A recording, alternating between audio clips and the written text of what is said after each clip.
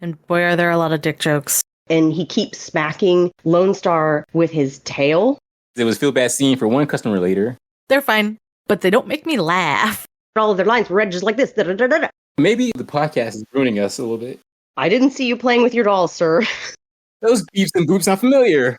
Daddy Winslow's not here to save you now. Yeah, but he was kind of hot, so. I see that man as 70 years old. It's a good movie, you whippersnappers. Clearly, R2-D2 doesn't bring a whole lot. But he's the favorite. locked on photon torpedoes, praying to God. It was very cute. That's a different meaning to eating yourself to death.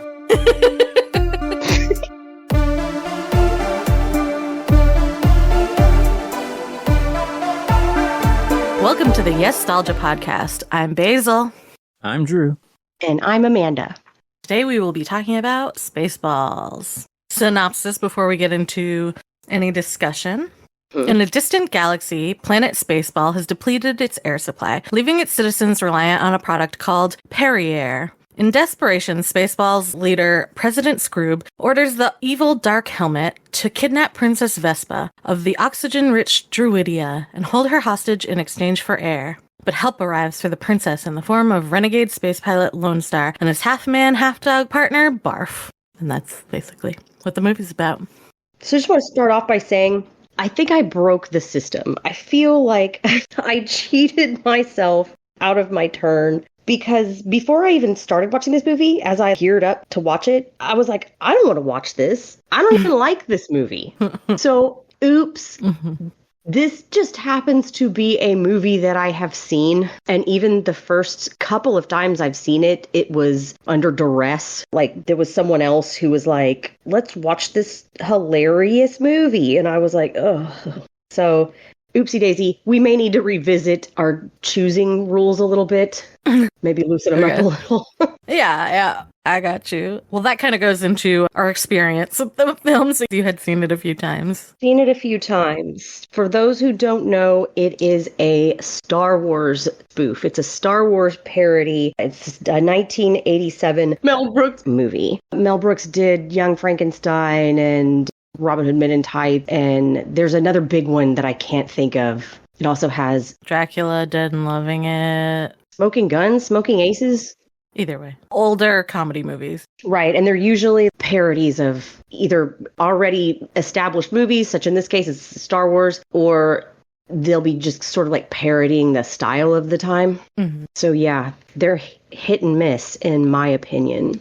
Drew, what is your experience with this film? I saw this movie only once before the podcast. That was when I was 10, I believe, when it was airing on TV. So this is probably the whole time I've seen the whole movie because, this program has been edited for television. Yeah. And boy, are there a lot of dick jokes, so. Yeah. A lot of dick jokes and I think one F word. I enjoyed it then. I actually still enjoy it now. I understand it a lot more now. So a lot of the jokes that went over my head as a kid, right on target this time.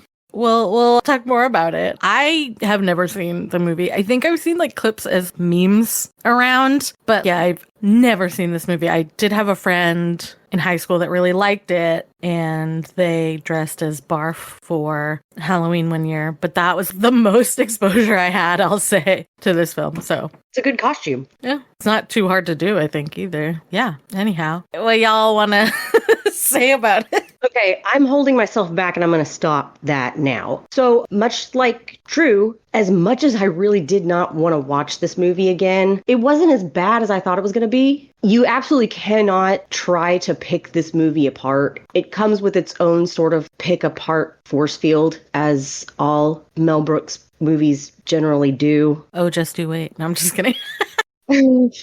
Basil's like, Basil's waiting to go last. It did have moments where I did laugh a little bit because I just remember this being a really unfunny movie. It wasn't that it was terrible. There were some jokes in it that were kind of unfortunate. The quality of it and the content of it and the way that the humor is, if this was something that had been created by a YouTuber, it would make more sense to me. And I might have thought that it was more funny than it was. Also, I'm just going to come out and say it. I don't like Star Wars to begin with. What? I know. Everyone just dies when I say that. But yeah, it had its funny moments. The pizza monster was utterly fucking disgusting. Pizza the Hut. Oh my God, it was. It was revolting. It was literally dripping. Oh, it was horrid. That was Dom DeLuise, by the way. Yep, full circle on that one. But yeah, I could barely stomach that scene. It looked diseased. It looked like a erupting pustule. Thank God I don't believe it was on screen for very long. No. John Candy was very, very cute in this movie. I liked his interactions with the character Lone Star. Bill Pullman. There was a lot of visual. I know his name and I can't think of what else he's been in. Oh, God, so many things. Yeah. This was his first starring role. Oh, really? And he recovered? Oh, no. That he did. But also, interestingly, sorry to throw off on too much of a tangent, he wasn't the first choice for the role. He wasn't even the second choice. Was. Two Toms were the first and second choices. Tom Selleck. Tom Cruise. Tom Cruise was the first one, and Tom Hanks was the second. No. Yep. Wow, I was way off. Tom Hanks. Yeah. Ooh. Apparently, I mean. I don't know. I'm glad that he didn't go that way. Thought he didn't go either way. That's true. I don't think Tom Cruise is very good at comedy, honestly. Yeah, no, the actors were good for their parts. Rick Moranis was very good. There was a lot of visual humor that I found more appealing than the actual dialogue. For example, Barf, the dog man, the Mog. Mm-hmm. He's just sort of moving around normally. He's just sort of ambling around the ship and he keeps smacking Lone Star with his tail. Yeah. And it just feels so natural and so good. It's like stuff that would really happen. I think his tail goes under a waitress's skirt or something like that, which sounds totally bad, but it was harmless, yes. Or it was obviously not intended. Right. Yeah. It wasn't like a feel bad scene. Yeah. It was a feel bad scene for one customer later. Yeah. Oh, the guy. Oh, God. Yeah. Was that the same actor that had the chest burster alien? Because it looked a lot like him. In Alien, yeah, Billy pointed it out when we were watching it that several of those people in that part of the scene were from the original Alien. Honestly, I couldn't tell you because, as we have mentioned outside the cast, that's one of my movies I haven't seen, Alien. We should watch it. I don't know. The thing is, like, I don't specifically find it nostalgic, but I do really like it. I do think it is a good movie. Because I also didn't see it till I was an adult, so I don't really feel any particular. Okay, well, I know my nitpick. Okay. Not to get off on Alien. My family let me watch that movie when I was like 5 years old. Okay. Too young. Oh, I want to talk about Rick Moranis for a second. He is also very good in this movie. He plays Darth Helmet, who is basically just a little man syndrome Darth Vader. And he does a whole lot of this shit where he's like flinging himself around the room. He's constantly kind of falling on stuff. And when the president of, I guess the planet is called Spaceballs. Yeah. Spaceball, I believe. And then the people from Spaceball are called Spaceballs. Okay, so the president of Spaceball, who is played by Mel Brooks. Yeah, there's this one very particularly funny moment where toward kind of the end, and Mel Brooks turns around and Rick Moranis is just kind of like up his ass. And he has like this startle reaction. He's like, oh, God. I liked that kind of thing. It's hard to describe. It's visual jokes. To bring it back a little bit to the humor of it, I think that's why this was not my cup of tea. Because it is all predicated on the humor. And I'm going to say most of the humor is puns. And I don't hate puns. You know what I mean? Like, I get them. They're fine. They're clever. Whatever. But they don't make me laugh, usually. So it's puns and it's breaking the fourth wall. And breaking the fourth wall. It's almost Deadpool level. Yeah, Deadpool level. Just like deadpanning the camera and saying, fuck you. And for me, there's a bell curve for that. I don't know if this is the same for everybody. Probably not. On one end of the curve, it's like it happens once. And then when you get into the middle, it becomes exhausting. But I think this movie, for me, in my opinion, seems like Basil may not agree. This actually dipped back on over to the other side where it did it so much that I was like, I didn't really find it like knee slapping hilarious, but I became not annoyed with it. I was just like, oh, this is what this movie does. Yeah, because this is part of this movie. Yeah. Here's the thing. It was a clever movie, but clever is not enough for me to laugh. And I think that's why I was kind of bored. Worse than a movie being bad is a movie being boring for me. And I literally fell asleep in the middle of the movie. I was tired, to be fair, right? But then I was watching it today because I had to finish it. it. And I was putting it off because I was not enjoying myself. And I almost fell asleep again. So next time that happens, put it on playback speed 1.75, which is what I did. And it actually, I think, increased my enjoyment. The fact that all of their lines were read just like this, it worked. I was finished with it in 50 minutes. Yeah. I think this is really just not my sense of humor at all. Is that crazy to say? I don't know. No. It's absolutely not crazy to say. Yeah. It can be very annoying. And like, I'll tell you, I don't even know why I chuckled at this. You know those like kind of chuckles, right? Like that's all it got out of me once. And it wasn't even funny. I don't know why I laughed, really. Like, it wasn't that good of a joke. But it was when they were asleep and Joan Rivers' character... That Matrix. Her thing across her chest said sleep mode. And I went, haha. And I don't know why. It's not even that good. It's definitely not clever. But I just went, huh. And that was it. Like, that was the only time. And it sucks because it's like, I do like some of these actors, particularly Rick Moranis. I don't know if there's a nostalgia factor to that, though.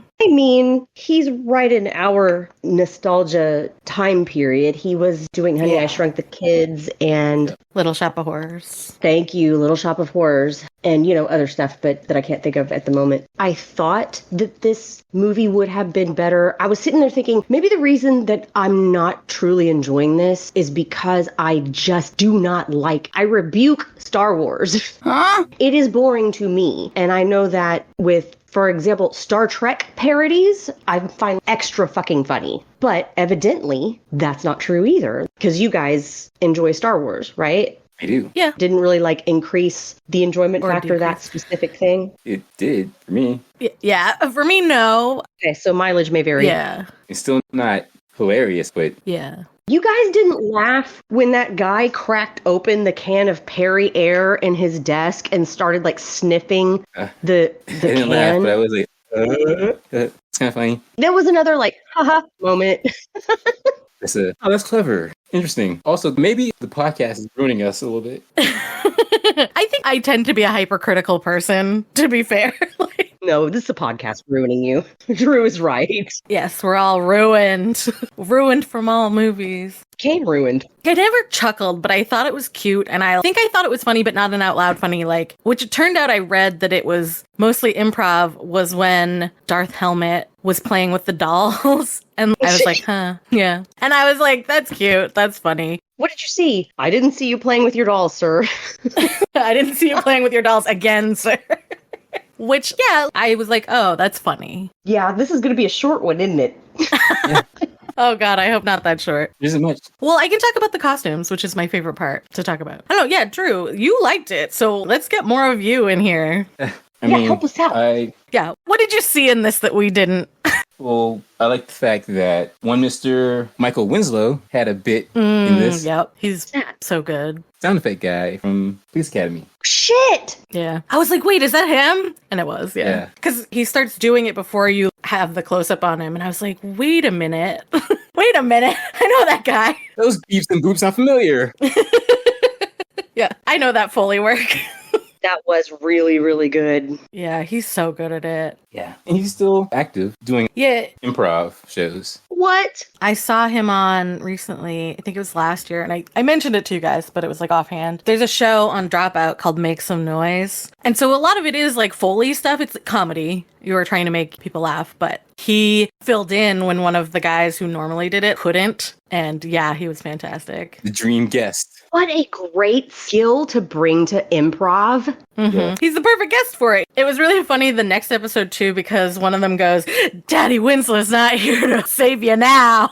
But yeah, he's fantastic. Like, how do you, I think because it's a skill set, it's like, I don't even know how you do that. How do you even learn how to do that? How do you figure that shit out? I don't know. The shrimp colors of vocal work. I mean, I am nowhere near, I'm not claiming to be anywhere near, clearly not anywhere near as good as him, but I do some Foley work that's pretty good. No, you're good. You're much better than I am when I'm DMing. We like it. Well, for me, it was kind of watching movies and shows and just start to imitate sounds, kind of out of boredom, kind of seeing if you can. And when you see that you kind of can, you continue with it and try to get better. Yeah. How do you practice it, though? Do you just do it over and over again and like change very slight things? See where your vocal registry lies and adjust it to match the sound. It's like alien to me. It's a lot of talking to yourself. Yeah. I remember when we were playing and I was DMing, I would try to describe a sound or like do a really bad version of it. And then Drew would come in and do it like I had in my head. One of the best ones was perfectly, like, Drew did not skip a beat. There was some part where someone was opening a bottle of alcohol and you just hear like this thunk, and it was perfectly timed. And Basil, even you were like, who did that? Yeah, because I was like, did you actually just open something? Yeah. Or I think I had said, oh, you hear a schlorping sound, right? And that's not like a sound. And then Drew did it, and I was like, yeah, that's it. Or like roars and stuff. Yeah. I wish I was good at that. I am not at all. I think I'm a little too shy to do it on the podcast, at least now. Maybe eventually in a future episode. That's okay. Maybe if we end up doing Police Academy, maybe I'll show some of it off. I've never seen it. It's funny. Don't remember much about it, but I do remember really freaking loving the Police Academy movies. We should get back to Spaceballs. Sorry.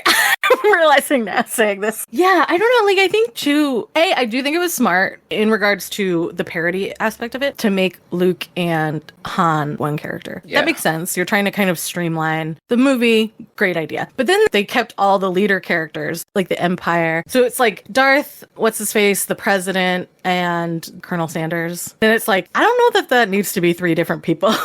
You know what I mean? It didn't, and it didn't really loan into any of the funniness. Like, Colonel Sanders could have not existed, and I would have been just fine. Yeah, but he was kind of hot, so. They kept all of them, but they had someone being the C-3PO, but not someone being R2-D2. Yeah. Well, let's be honest. Clearly, R2-D2 doesn't bring a whole lot. I hate to say that. But he's the favorite. I feel like I'm being blasphemous. Shame. But I'm just saying, in terms of the full narrative, R2 does not bring a whole lot. Yeah, he's basically like an email, a physical email. Yeah, he's basically like a little critter, which is fine. He's the pet character. Yeah. So I guess R2-D2 and Chewie kind of got combined in Barf in that way. Yeah, Barf was definitely the Chewbacca / pet. Yeah. And he was very cute. I really liked his little animatronic ears and his little animatronic tail. I liked his costume. I liked his makeup. I liked his whole concept. I love it when he told those girls, I'm half man, half dog. I'm my own best friend. That was very cute. I love the scene where they were getting ready to blow up the maid vacuum, I think. And Lone Star is like, I'm going to describe it in terms that I can express myself with. Basically, he's like, lock on photon torpedoes. And Barf is like, locked on photon torpedoes. And he's like, pray to God. And Barf's like, praying to God. It was very cute. Yeah, I mean, like, in terms of the costuming, and I mean, there's not a lot of makeup work except for Barf. It was done very well. Like, And the Pizza the Hut. And yeah, in a way, that was technically well done. Oh. But it was disgusting. And it looks like it was just slapped on. Yeah, it looks fucking disgusting, but it drips. That was the thing about it. The dripping made me like want to throw up. It was disgusting. Apparently, he tastes delicious. Well, so delicious he ate himself. Oh, he did eat himself. Yeah, so apparently it tasted good. Blech. That's a different meaning to eating yourself to death. Yeah. Yeah. But that's what I mean. Okay, his name was Pizza the Hut. It was a pun because Jabba the Hun, right? Like, and I was just like, cool. Like such an asshole saying it like that, but no, you're right. It's like, yeah, we get it. Darth Helmet. Okay. Yeah. I also found it very cute and good when Darth Helmet drank the coffee through the little vent holes in his helmet. I don't know why. I like shit like that. I did kind of go, at that one. It was a little funny that he doesn't actually use the helmet to do his voice. Yes, his voice changed and it was so good. I'm glad you brought that up. That was so good. Because, Darth Vader, his voice comes from the fact that he wears the helmet. Yeah. But not Dark Helmet. He wears the helmet and does a voice. Yeah, like he takes the helmet off and has a normal voice, and then he puts the helmet on, and it's immediately, seamlessly, this weird, crazy voice that you would not expect Rick Moranis to do. I liked that. In that scene where he's playing with the dolls, he has the helmet open, and he's still doing the voice. Well, because he's doing the voice for the doll. Oh, so it's telling you that the voice is put on. Yes. It's an affectation. Yes. I love Rick Moranis. And he couldn't save it. He did his best. John Candy couldn't save this, y'all. I think it was just like a little boring. That's my biggest complaint, because it's like, I don't think I can really pick apart the movie, right? It's technically done really well. There's clearly a lot of heart. The actors are trying and they're succeeding for the most part, but it was boring. It gave you nothing. That's what I'm saying. Yeah. It was easier to talk about, it was far easier to talk about Repo, a movie that viscerally repulsed me. This movie I found to be palatable, but still I'm just like, meh. Exactly. I got nothing. Now, I have watched it before, as I mentioned, a couple of times with a couple of different people who were like begging me, please, please, please, please watch this movie with me. And I acquiesced with my arm twisted all the way up my back. And both times I'm sitting there and this other person, two different people, are like slapping their knees, dying. I'm like, are you drunk? That goes back to the fact that none of us have any actual nostalgia for this. That was their nostalgia making them laugh that hard. Not actually the hilarity of the movie. I suppose. I mean, I'm sure there is somebody for which, and there are probably lots of people, because I believe it was like at least semi-successful, where the comedy is their cup of tea. They're really into it, and it is knee-slapping funny to them. For me, I see that man as 70 years old. Yes, exactly. But that person exists. It's somebody who wants to find it funny, whether or not it truly is. I don't know that that's a fair assessment, because everyone does have different senses of humor, right? Okay, I think about my favorite comedy show. The thing that makes me like cry laughing every single time is a James Acaster special called Cold Lasagna Hate Myself 1999. And it is the funniest thing to me. And I tried to show my mom, and she was not having it. Do you know what I mean? And I am over here fucking dying. And she's like, uh-huh. And like, she laughed some of the time, but it is very clear. She courtesy laughed for you. Yeah, a couple times she laughed for real, you know, but I was having a grand old fucking time. And she was not. So it's like, that is a time where I've been like, okay, this is an example of how humor really is very subjective. We cannot all find the same things funny. Because usually when that kind of thing is brought up, it's like, because I think things that are horrifically offensive are funny. You know what I mean? Like, yeah. But that's not what we're talking about here. We're literally talking about taste in this case, right? Yeah, and I mean, the biggest scene, the scene that everybody immediately remembers from this movie is the combing the desert scene. Even Bill brought it up. Yeah. And I watched it, and again, I was just sort of like, huh. I thought that was pretty funny, honestly. Okay. I know Billy was saying because he kept looking over at me, and I just went, what? And he's like, I'm just trying to see what your reaction is, and every time you are stone-faced. And I'm like, yeah, that's how I feel about these jokes. Cool. We ain't seen shit. We ain't find shit. Okay, when someone else is laughing about that one, maybe it is kind of funny. That's the thing, too. Like, I think some of it is the execution, if I'm being perfectly honest. Yeah. Am I crazy? Okay. I find that funny because it's obviously a caricature. That's not that guy's real voice. He doesn't actually speak like that. But, okay, there are two parts to that joke, right? There's the actual combing of the deserts, which is like a visual gag and kind of a pun, right? And then there's that second part, which the second part I think is actually kind of funny. But because I was so mad at the first part being stupid, so fucking stupid. it just, the second part didn't register for me. It was his delivery, for sure. Mm-hmm. And yeah, I think some of it is the delivery. Like, now I'm laughing about it. God damn it. I'm going to be the odd one out now. You're going to turn the tide, Drew.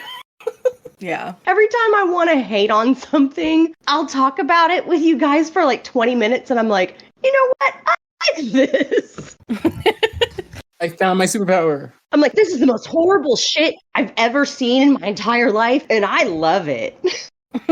Here's the thing. You can love bad things. There can be reasons why you love something that you could say, I feel like objectively is bad. And so do I. And so does everyone. It's called your like guilty pleasure. I don't think it should be guilty. And I think you should just say, I don't think this is a quality piece of entertainment, but I love it. You're a critical fan. Yeah. But that's not what's going on here for me at all.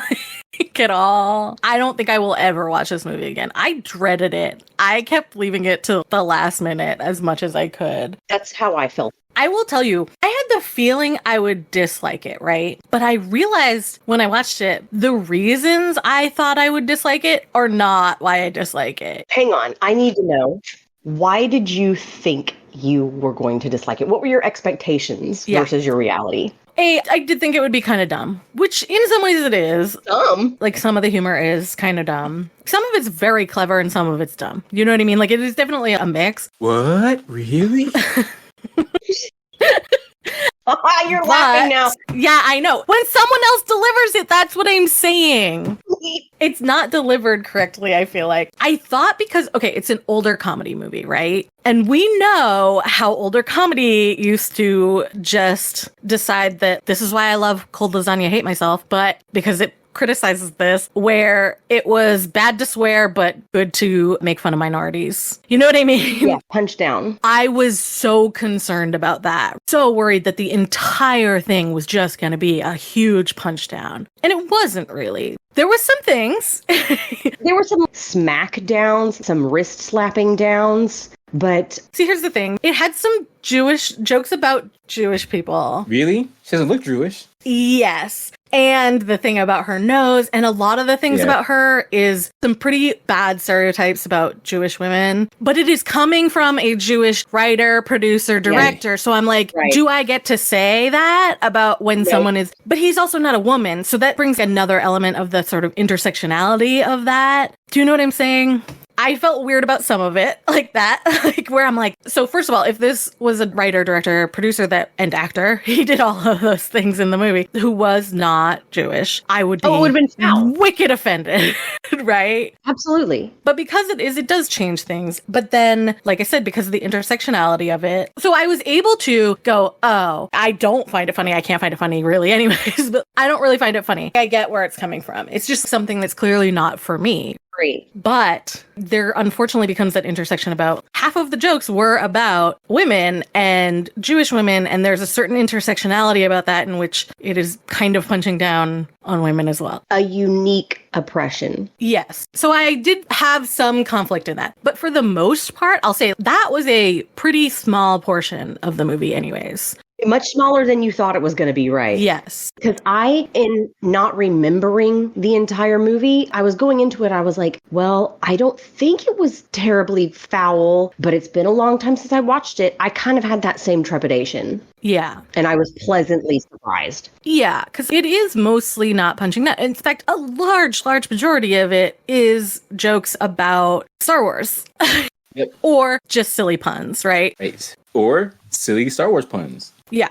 Yeah. I did read, and I did think this was like clever when I read it, where there was all the stuff about merchandising. And I was like, oh, yeah, funny. Okay. But I guess the part of the reason they did that. Because they can't actually have merchandising. Because George Lucas, that's part of his agreement to let them make a parody of Star Wars, is that they can't have merchandise. Yeah. And so instead they had fake merchandise in the film. Right. But apparently, George Lucas liked the movie. That surprises me. He just said you can't have merchandise. Mel aired it for him to get the approval to do it. And apparently George really liked it. He just said you can't have merchandising. Because he didn't want competition, you know?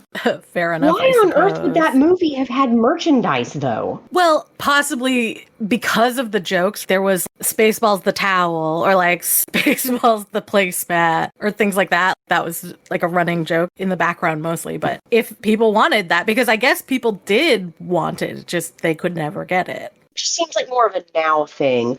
Back in the day, Star Wars would have made sense to me that there's merchandise everywhere because it's toyetic. Like, they're trying to sell to children. I mean, not entirely, obviously. But when was this, 1987? 87, yes. Yeah. That type of movie wouldn't have even had a t-shirt. It's not like we had, Redbubble or anything like that. It's, I don't know, it just seems weird to me. Of course they're not going to have merchandise, is what my brain says. It's Spaceballs. There were only merchandise for kids in the 80s. That's not true. I find your lack of faith disturbing. I know. Yeah.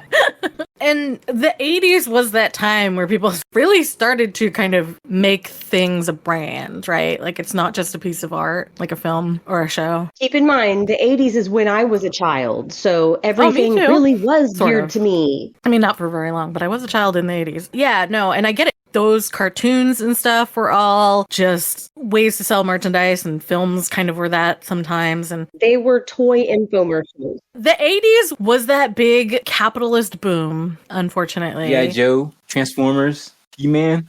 Reaganomics. Yeah. My Little Pony, Care Bears, Get Along Gang. I still have my Get Along Gang dolls from 1980 something. I get what you're saying, though, like that there are more merchandising opportunities for something that is aimed at children. And obviously Spaceballs is not. But that doesn't mean people didn't have merchandise, especially things like t-shirts, you know? Yeah. And like I said, I thought this was a very clever joke, the having all these things that would be merchandise, like Spaceballs, the whatever. I forget what else there was. There was Spaceballs toilet paper, and Darth Helmet was like, give me the Spaceballs movie. And they're like, it's not out yet. Oh, wait, here it is. I did kind of like that, too. I hated it. It broke the fourth wall so hard that it broke me, and I quit caring. That was a good sequence to me. But I think it went on too long as well. It did go on too long. I agree with you on that. And I think that's some of my problem. Like I said, most of well, I don't know. I think it's like 50-50, but there are clever jokes, right? But I don't know. I think the way that they are executed might have turned me off in some way. Because there's dumb jokes, like naming the Yoda character Yogurt. Like, that is a stupid joke, right? Yeah. I hate yogurt, even with strawberries. Yeah. So... there were a lot of beaten dead horses. Yeah. I agree. You gotta know when to leave the room.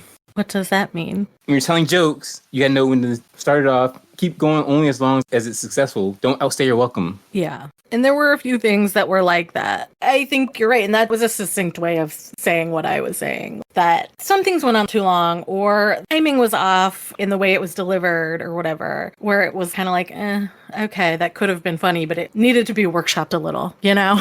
The best humor in this movie was visual to me. It was the actors' interactions with each other. It was the actors' reactions to each other. The actors, those poor things, they pulled a lot of the fucking humor weight in this movie. They deserve a round of applause, not because the movie's great, but because they did the absolute best that they could with the jokes that they were given. I even liked the Vespa character when she's played straight up, like in a non-parody environment. I cannot stand that character. But the hoity-toity, aggressive, kind of hair flip princess that has to have all of her giant luggage, that in a parody setting, I did like that. I was like, I really love this. And a lot of it had to do with the actress. She was very committed to that energy. Normally I see a character like that played straight, and I think to myself, I'm like, oh God, it's so tropey. And that was where I was kind of a little iffy about it, because there is a sort of pejorative stereotype about Jewish women. It is called a quote-unquote Jewish American princess, but it is a portrayal of Jewish women being spoiled brats and selfish and wealthy, because that is like a part of the whole stereotyping of Jewish people, is they hoard all the money kind of thing. And so then their daughters and like wives are spoiled and bratty. And that's why I was kind of like, oh, this doesn't feel great. Oh, so wait a second. You have brought my attention to something that I didn't know before. So I'm from North Texas, and North Texas does not have a big Jewish community. And I've lived there all my life. So I was just reading...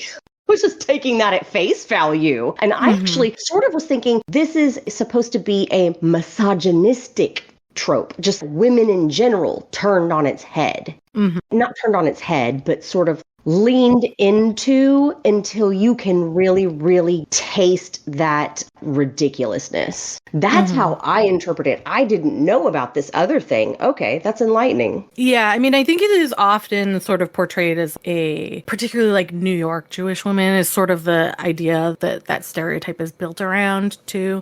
Okay. Here's the thing. This is a joke that is not awesome in terms of were it not a Jewish person saying it. But even when a Jewish person is saying it, like I said, there's an intersection where it is about women, right? So like, yeah, I don't know. Because I don't get to say a Jewish person does or does not get to make jokes about their own culture / ethnicity, right? But boy, was I uncomfortable.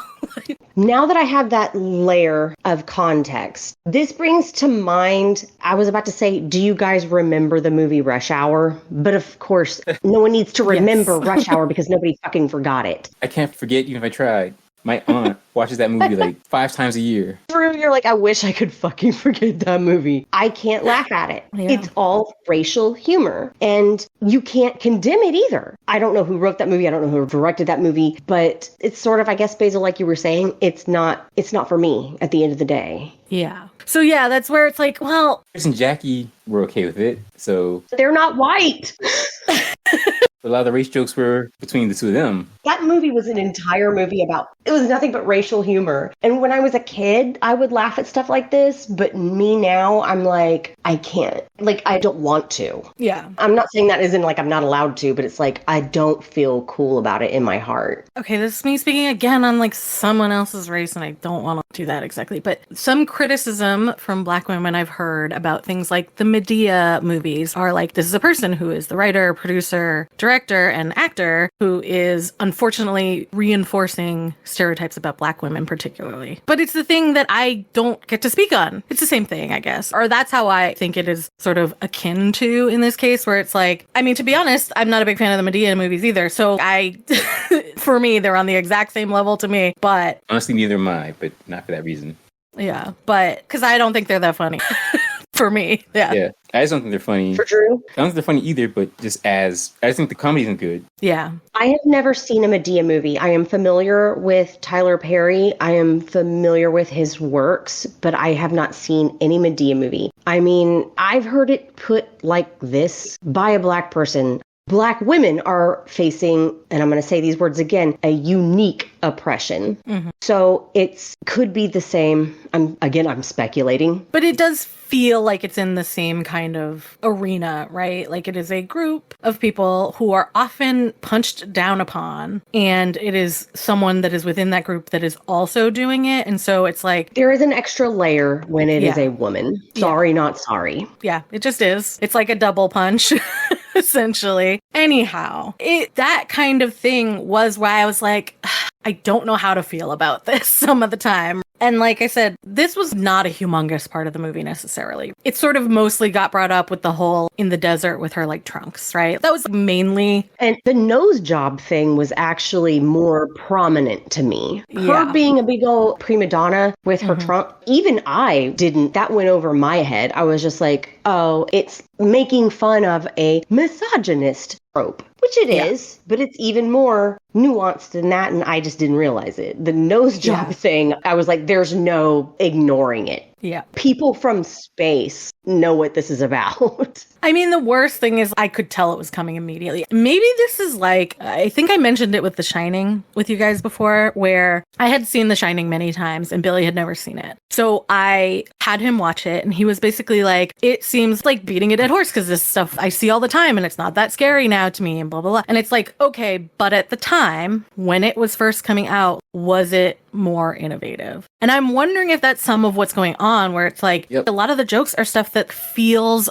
old and feels dated and feels like I've heard it all before. And is that because it all comes from this? I don't know. Yeah, maybe when this movie came out, that was the edgy shit. Not this specifically, but in that era, these things were new. But like you said, we've seen them so many times. They're not new, so we don't like them. So I don't put too much displeasure on the movie because of those. I mean, we know them because of movies like this, and subsequent things have, like you said, beat it into us, basically. So now it's boring. Yeah. And I mean, I guess that maybe is the thing. I'm watching it not just as an adult, but as someone who has seen and heard these things like a lot by now, you know, someone in the future, I guess, realistically. And that is why I like cannot appreciate it. And I mean, I guess that's sort of what our podcast is about, right? Like the nostalgia of things and the way we all experience things differently because of that. Springboard, Basil, costumes, go now.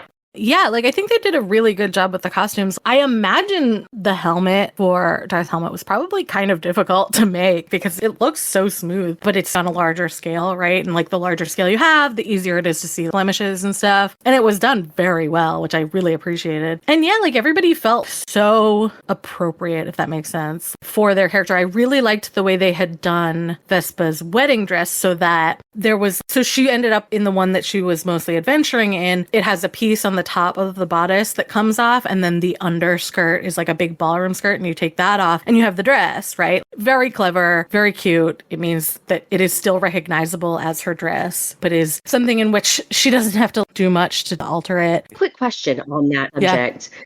Did she spend the entire movie in her wedding dress? Did I hallucinate that? Yeah, I think so. Because the first scene she shows up in is at the wedding. And then, yeah, she does.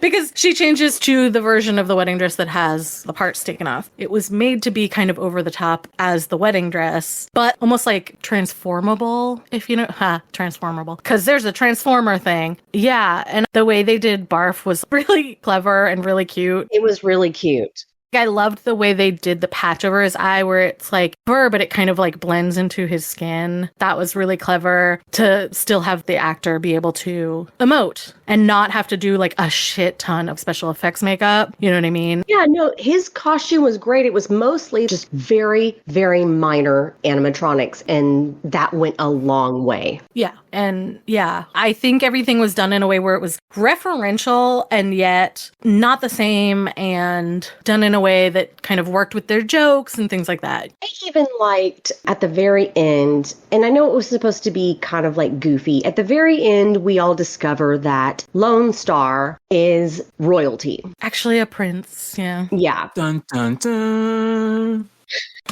I do love the movie's like very simple, very quick, very cheap resolutions. I love cheap resolutions. That outfit that he shows up to in the wedding, that white and gold thing with the weird shoulder kind of like epaulette things, yeah, I liked that. Yeah, I did too. I know it was supposed to be goofy, but I thought it was cool. Well, whoever did do the costumes like did a great job. Yeah. I think they cared. The helmets were silly. The things that were supposed to be silly were appropriately silly, but they didn't look bad, which I really appreciate. They looked silly, but they looked well made. Does that make sense? Yeah. The costumes, much like some of the visual elements, the costumes were jokes, but they were well cared for. Yeah. And I forget what the robot's name is that's supposed to be C-3PO. Matrix. The great name for a robot. That was a great costume. Also, yeah. But the costume was awesome. And it resembled Joan Rivers. It was so clever. You know what I mean? I just feel like they were very clever about the way it was made. And whoever did do the costuming, which I guess I could look up, did a great job. That was wonderful. Dot Matrix was a character that I shrugged my shoulders at so hard. The whole movie could have existed without her. But she was visually a direct cross, and also audibly a cross between C-3PO and Joan Rivers. It was all very intentional and executed well. Yeah. So I guess the designer is named Don Felds. It says something about the original Wonder Woman. I mean, that would make sense chronologically. Yeah, his sketches are so cool too. It's cool. But anyhow, yeah, he did an amazing job. So kudos. I mean, I think he is passed based on how old he was at the time. But great job on the costumes. I will say, even though they were supposed to be mimicking Leia, like the little ball things of flowers that she had for the wedding, kind of fucking loved it, kind of was a serve. What little ball of flowers? So instead of the buns, which there's a whole like visual gag with the buns being her headphones. But previous to that, when she's at the actual wedding in both the beginning and the end, they are these like two little balls made up of flowers, and sometimes there's a couple flowers that are hanging down. Yes. Kind of really cool. Like something I feel like I want. It reminds me a little bit of, I think it was the Regency era. They had things that were actually kind of similar where they'd have these almost like dog ear things hanging down from the side of flowers. Yes, I know exactly what you're talking about now. It took me a minute. I really liked that for the quote unquote Leia character, they didn't really do a whole lot of parodying. Like they could have gone hog wild with the whole bun thing. I imagine that being a whole horse beaten to death joke. Luckily, it was a quick one kind of thing. Yeah, they just kind of sidestepped that a little bit. The original working title for this movie was Planet Moron. Okay. I like Spaceballs better. There was a not so long-lived animated series, Spaceballs, in 2008. What? I saw something about that. I saw like a picture and I was like, what is that? And then I didn't look into it because I got distracted by something else. Holy shit. You're going to go watch it? It's on Amazon Prime. No. Stop. I'm sorry. Episode 10 is called Watch Jurassic Park. Watch Your Assic Park. Episode 9 is called Harry Potter. Wait. Those are the only good ones. Okay. When did it come out? Like 2008? Is that what you said? Yes. Yeah. Why? I don't know why that long after the movie. Yeah. Animation does take a long time. Oh, God, it's horrible. It's strange. The artwork is just, oh. All right. Do we want to give our yes or no's? I think it's a little obvious, but... Okay, I'll go first. Okay. It was a yes for me. Sophomoric jokes, sure, but I found them pretty funny. And like I said, I'm a fan of Star Wars, and the story is pretty close to Star Wars. They did a good job. The references were great to me, and all other things we've said during this. I liked it. So, Yestalgia. I'll go second. It's a soft no. Only because I already knew it was a soft no, and I fucked up. Could it have been way, way, way, way worse? Yeah, absolutely. Boy, I really don't have anything. It's just there. Spaceballs. It exists. Okay, that's an assessment. Yep. All right. I'm going to say full-on nostalgia for me. I think I mentioned this earlier, that worse than being a bad movie, being a boring movie is the worst. And for me, I was bored through a lot of it. You know, if you're not into those kinds of puns and stuff, I don't think it'll be for somebody who's not into that. So for me, it's a nostalgia. If you have similar kind of taste to me, that is going to be a nostalgia for anyone else as well. You said if they're 70 years old. Okay. I'm sorry to the people I said that about. I often get accused of being old, so makes sense. You're just an old soul, Drew. I do. I would, like, my grandpa would laugh at this. Yeah, that is what I kept thinking. Well, not necessarily my grandpa, but like a grandpa. That's what I kept thinking. Somebody's pappy is like, Yeah. It's a good movie, you whippersnappers. Nestor. God damn it. Yeah. I gotta go watch Spaceballs, you little motherfuckers. So, does anybody have any nostalgia they want to talk about? Okay, me. I'll go. Whoa!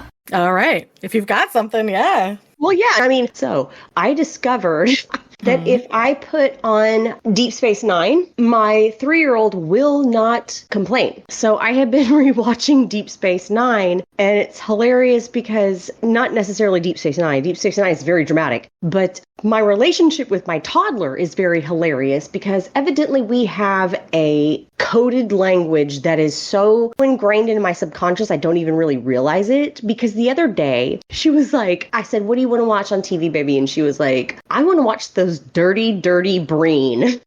What? Deep Space Nine. She was like, Okay. I'm watching Dirty, Dirty Breen. I'm like, okay, put on Captain Cisco. We're good.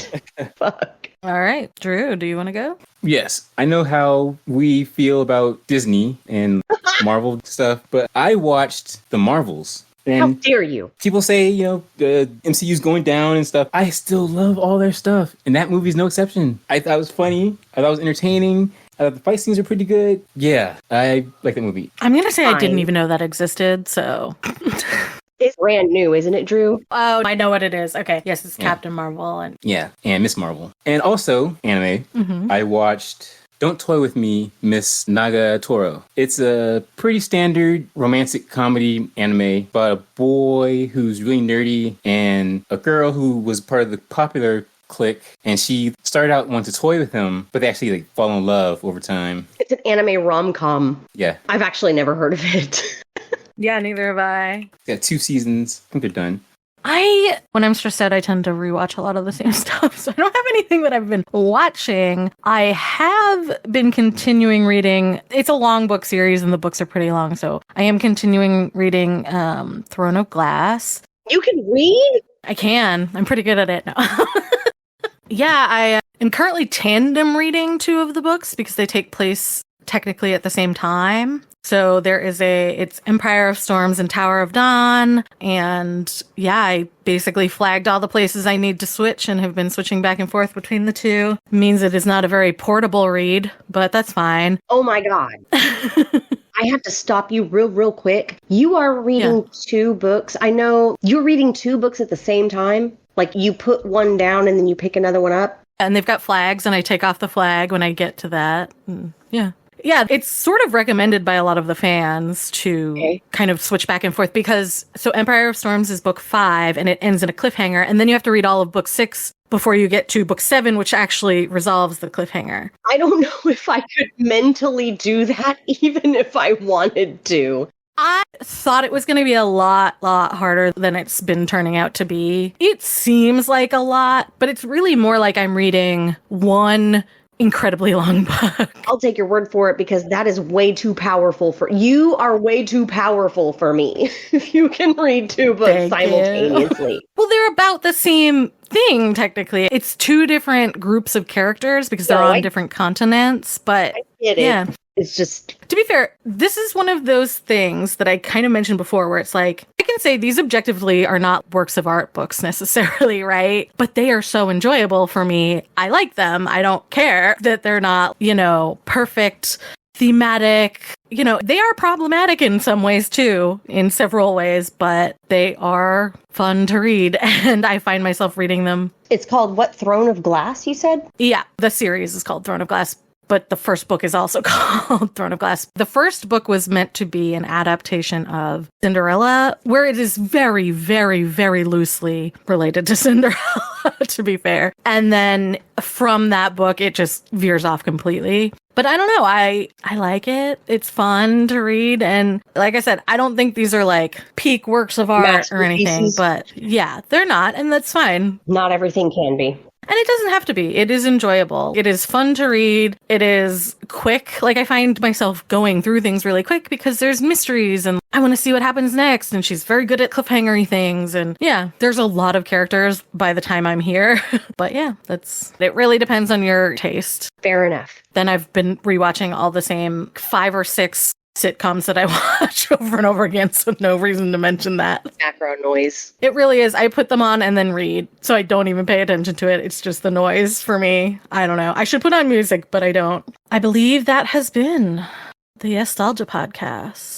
Hopefully we'll see y'all next time. Bye-bye. Bye-bye. Bye-bye. May the Schwartz be with you. Oh, God.